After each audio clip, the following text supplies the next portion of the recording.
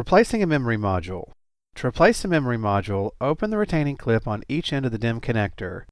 Turn the DIMM so that the DIMM keys align correctly with the connector. Insert the DIMM into the connector by aligning the edges of the DIMM with the slots at the ends of the DIMM connector.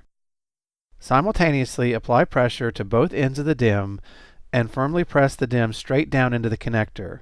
The retaining clips snap into the locked position when the DIMM is fully seated in the connector. Replace the compute book cover.